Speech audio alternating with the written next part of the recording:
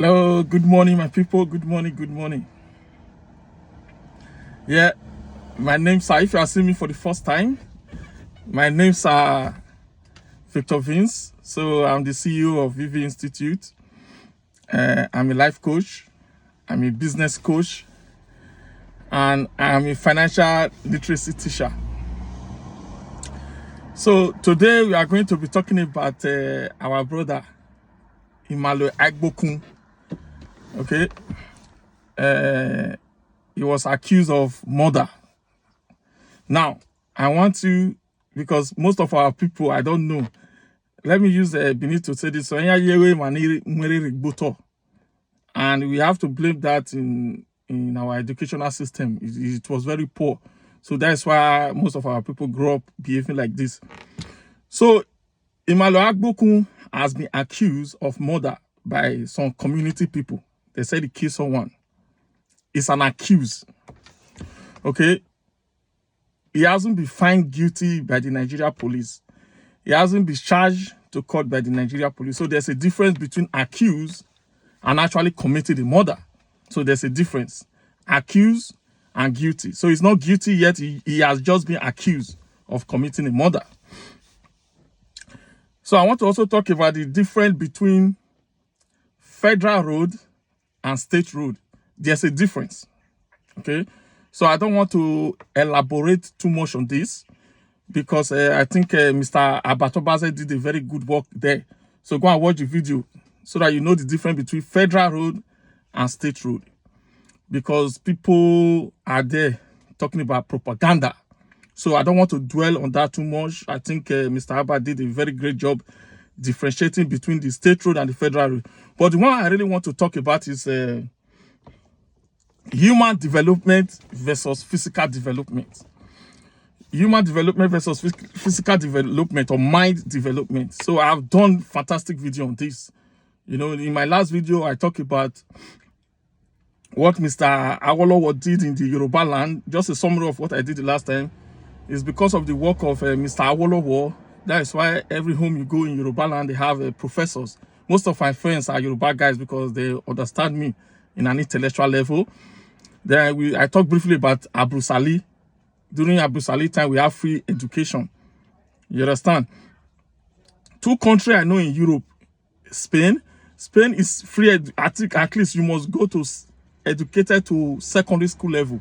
Then Finland, education is compulsory to secondary school level. That is the importance of education. You understand? So I'm talking about human and mind development versus physical development.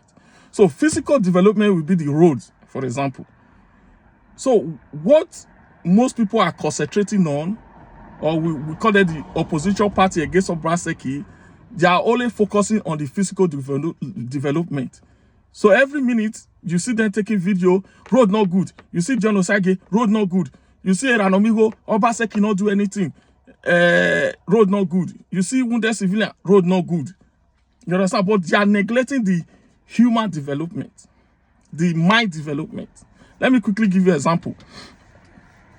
India today is the third or fourth largest economy in the world. Do you know what India have? India have what we call human resources, human capital, human development. So they have the highest doctors, they have the highest IT experts, they have nurses. You understand? You see most of all this medication you are taking in Nigeria, most of them are produced in India, even in Europe here. Most of them are produced in India. So they have the best. Why? Because of human development. You see, the interesting thing about human development is that you don't see it physically. It takes time. You know, it takes time. I graduated 2008, 2009. But before you start seeing me talking about economics, finance, it's like 5 years ago. But it takes time because you take time with your experience, with your knowledge and everything. You understand? So, how is Obaseki working in this human development? How is he trying to develop the mind of a doe so that we don't end up being Agberu, like the street governor, or we don't end up being nuisance, courtesan, and the rest? How is he doing that? You see, nobody used their math to tell me what Obaseki is doing. I was in Igoraki. I just came back from Nigeria. I was in Nigeria in June towards June or July ending, towards that, I was in Nigeria. I physically went to Igwaraki to see the school that was built there by Obaseki. You know, I keep asking the people that went to those schools with me that, is this America or is this Europe? Who built this fantastic school here? Imagine the people that are going to be trained in that school, ending up tomorrow being our youth leader, not the street governor. You understand? Ending up being our youth leader, not the street governor that have nothing about education, because we are coming to that. Okay, just watch this video to the end. I saw Uyinosa show a beautiful facility in Abudu that Obaseki is doing. We are not talking about the development that is bringing in something like ShopRite. ShopRite is going to employ a lot of people. Okay, we are not talking about the Gelegele seaport. You know, in illiteracy, in a show where you have a lot of illiterate and ignorance, like a Ranomigo show and a wounded civilian, and if people bring up stuff like this, like the Gelegele seaport that Obaseki is trying to build now, they will say no, it's a campaign issue. You understand? They don't want to see anything positive coming from Obaseki. You understand? So, like I said, let's talk about the danger of lies. You understand? I don't know if Emmanuel Agbogun actually committed murder. I don't know, but I've met him. You understand? But there's something I understand about Edo and Benin people. If they can't take you down, if they try all means to take you down, if they can't do it, then they will cook a lie. There is, in fact, I call Edo people, especially Benin people, the architect of lies. They know how to design lies. And when they design this lie, when they put it on top of you, it's difficult for you to deny it. You understand? So, as they accuse Emmanuel Agbogun of committing murder, I think about myself. You understand? There are a lot of people that have tried to take me down. They are giving me names. You know, some people call me I'm a madman. You know, because I write. I'm an essayist. Okay, just go to Google and find out what an essayist is. You understand? I write article almost every day. So people that cannot understand, they can read, but they cannot understand what I'm writing. They automatically assume, this guy must be crazy. Why is he writing this? Because they can't comprehend what I'm writing. That's why most of my friends are Igbos, and some of the intelligent Igbo people. Not all Igbo people are my friends. Some of the intelligent ones, and some of my friends are Yoruba people as well. Yoruba and Igbo. The Benin people, because of the lack of education, you just imagine this. You will be talking to a Benin boy. The next thing he's going to tell you is that I be Unibe Aye. The other one will tell you, be say, I be asthma, I be Ekpoma asthma. You understand? And you think about Ekpoma, you think about Unibe, you think these are higher institutions. Okay, what you expect these people to be telling you is what they study in this higher institution. Like, for example, if I tell you that I went to IT Tala in Dublin, which is like MIT in America, or I went to Dublin Business School, what I'm going to be talking about is about economics, it's about business, it's about finance. I will not be talking about Aye or Heye.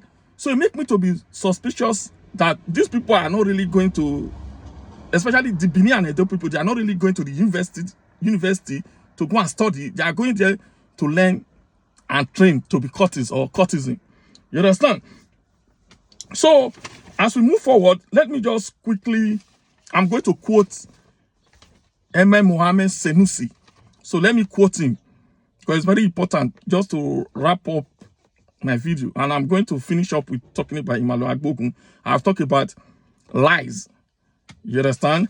Let me just quickly recap. I've talked about lies. People like Iranomigo and wounded civilian using lies as a propaganda. Okay, these guys are frustrated guys in America and in Europe. They don't have anything significant to their name. So the only thing they are trying to do now is to work for APC, thinking that APC is going to give them money that they are going to use to make it in life. Because I see no reason why a security guard in America and a factory worker in Netherlands, wounded civilian, just keep attacking Obaseki and not seeing the work he's doing, especially in the educational sector. You understand? This is a man that said that every Edo man regardless of which university that get first class, is going to get a direct employment into our civil servants. Okay? That is a man that knows the value of education. A tailor like Oshomole will not know that. So let me just quote Emi Mohammed Senusi too. And this is all he said. This is what he said. He said, we have to take an interest in the quality of our leaders. We have to take an interest in the quality of our leaders. Okay, what kind of leader do you want? A tailor,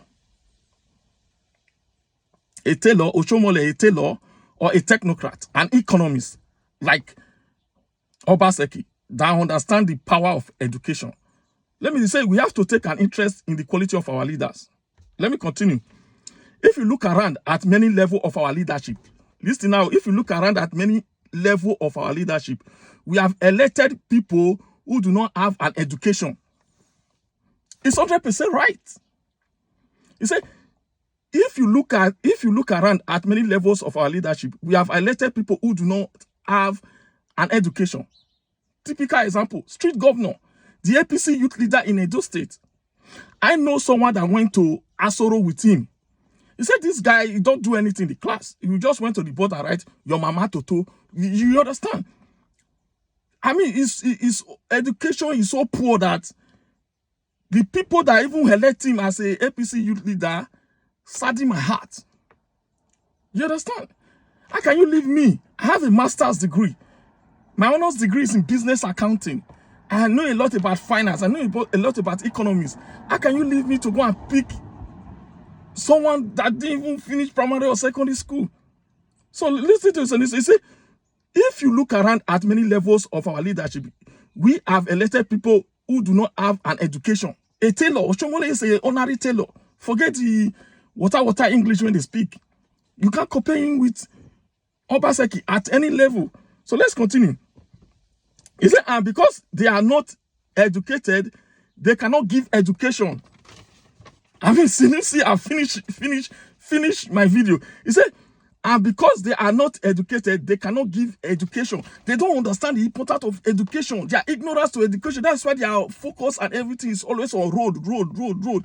They don't see what, because you won't really see the advantage or the benefits of this education in the next. You won't see it in the next. You will start seeing it in the next 3 or 4 years, because these Edo people that Obaseki is concentrating on in places like Igoreki, in places like Abuja, all this educational institution that is building is going to build people like us, economists.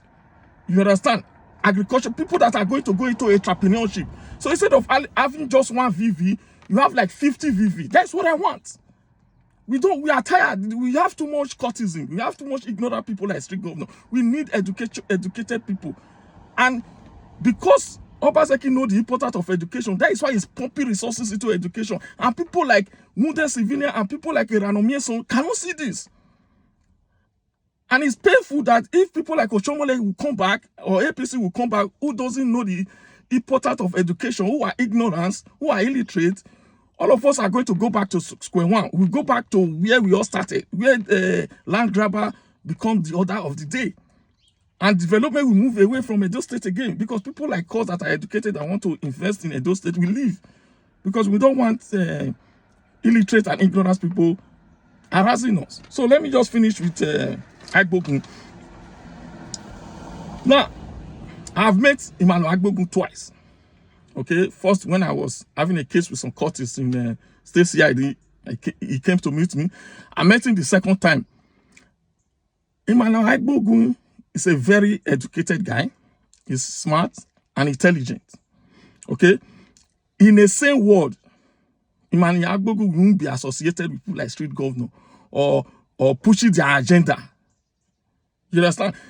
He's always doing that because he wants to shop. That's why in Europe, like Emmanuel Agbogun can never associate with street governor. They are not the same level intellectually. Emmanuel Agbogun is better than them, but I don't blame him, because he has to feed his family.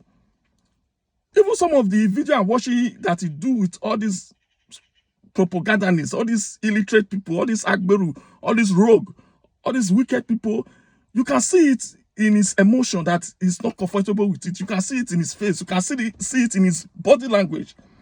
In school, when my first year in college, we did communication, and they said 70% of your communication is your body language. And I can see it in Emmanuel Agbogun that it's not comfortable promoting all this rogue, all this Agberu, all this illiterate, because he is better than them intellectually. But he has no choice, because our country have empowered a lot of criminals.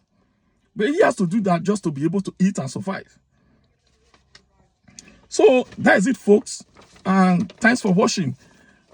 Like I said, education is power, and Obaseki is doing a great job. Okay, so my name is Victor Vince. I'm a life coach, I'm a business coach, I'm a financial literacy coach. I'm the CEO of VV Institute. Thanks for watching, and do have a productive day. Take care. Bye.